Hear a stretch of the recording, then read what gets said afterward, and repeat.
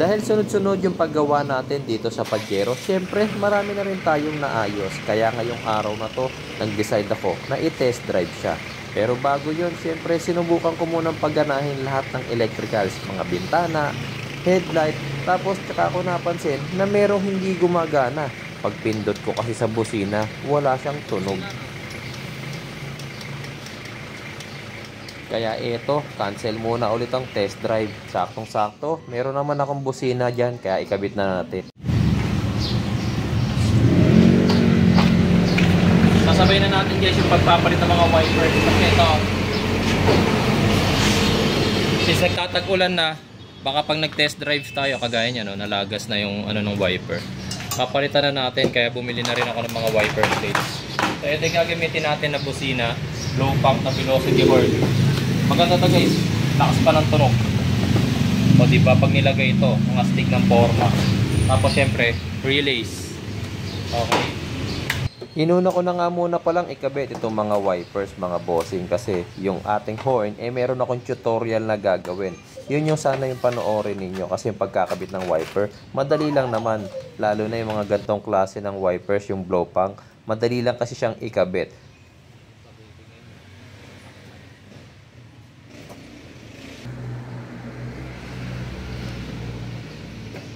Sa mga magtatanong nga pala saan makakabili ng ganitong wipers at velocity horn, ilalagay ko yung product link sa video description at pin comments. Ito mga bossing, yung original harness ng ating horn. Isang positive at isang negative. Pero since hindi natin alam kung alin yung positive and negative dyan, mamaya gagamitin natin ng multi-tester. Pero ingat kasi kapag nadikit yung positive sa any metal part, puputok yung fuse. Okay, so iwasan na lang din natin pumutok yung fuse kasi mag-short circuit. Tapos ito, para hindi rin masayang yung fuse, tanggalin muna natin yung lumang horn para maikabit muna natin yung ating velocity horn.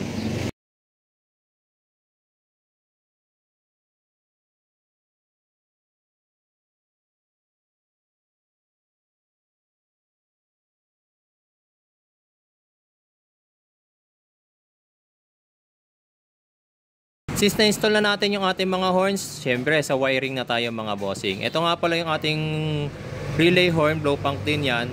Take note nga pala sa paggamit ng mga relays kasi hindi pare-pareho yan. I-check nyo muna yung diagram. Makikita nyo rito sa diagram nitong relay natin. Ayan. Ayan, makikita ninyo. Ang ibig sabihin, ang 87 at 87A mga bossing, hindi sabay na nagkakaroon yan ng power. Okay?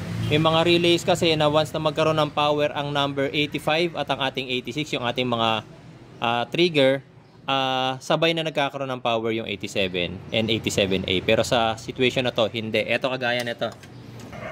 Kung mapapansin nyo tong relay na to, pag nagkaroon ng power ang 85 and 86, ang ibig sabihin ng diagram, sabay na magkakaroon ng power yung dalawang 87. Ito.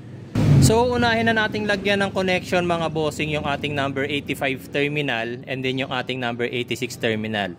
Okay, so kukunin natin yung dalawang wire mga bossing na nanggagaling. Yung isa, accessories, live wire yan, meron yung positive line. Kaya kapag ginamitan niya ng multi-tester, ayan, makikita nyo ito positive line.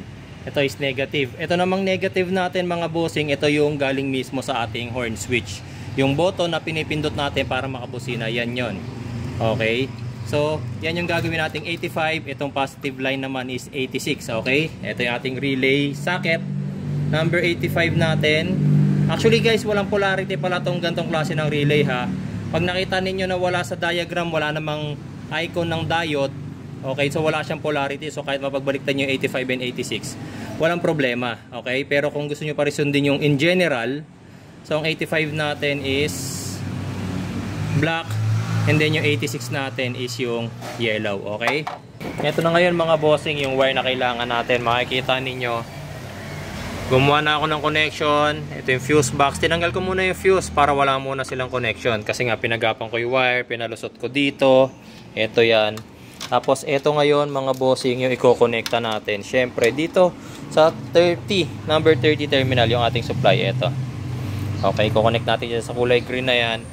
Okay, wait lang. Kabit natin. Ayan.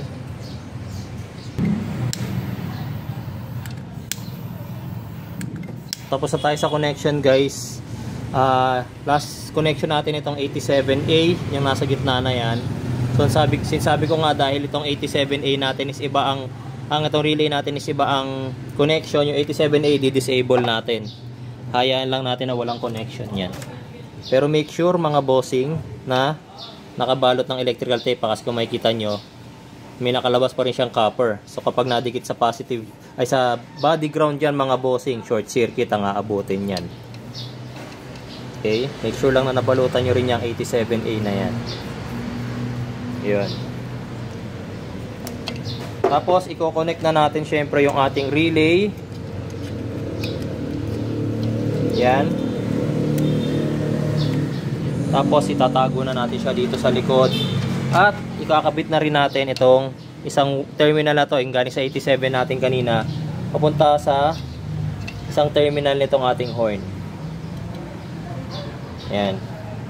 So last thing na lang, kailangan natin isa pang connection, kasi nga dalawa yung terminal ng ating horn.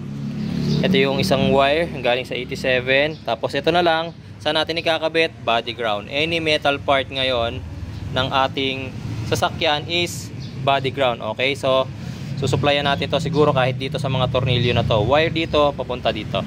Ito na mga bossing. So tapos na yung ating last wire na kinakailangan para do sa ating horn kanina. So dinemo ko itong isa lang kanina, pero ayan, tapos na sila pareho. And siya nga pala, sa mga magtatanong and makakapansin, yes, dalawang relay po yung ginamit ko. Ganyan kasi ako gumawa ng mga connection mga bossing.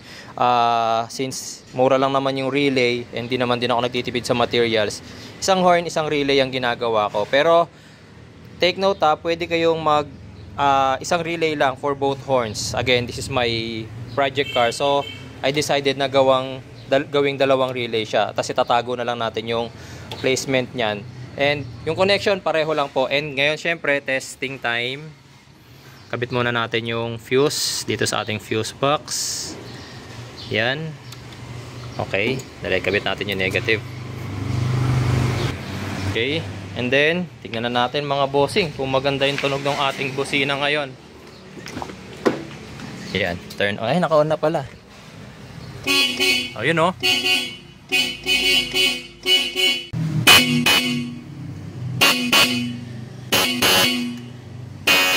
Up.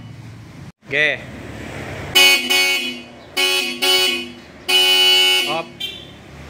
Siyempre dahil maayos na yung ating horn, ititesting na rin natin yung ating wiper. Siya nga pala, napansin ko dito habang tinetesting yung wiper, medyo mabagal yung andar. Naka max speed na yan mga bossing siguro nga effect na rin to ng pagkakatenga ng matagal nung Pajero, kaya medyo pangit pa yung andar ng kanyang mga wiper motors. So ito, ayusin ko na lang din to.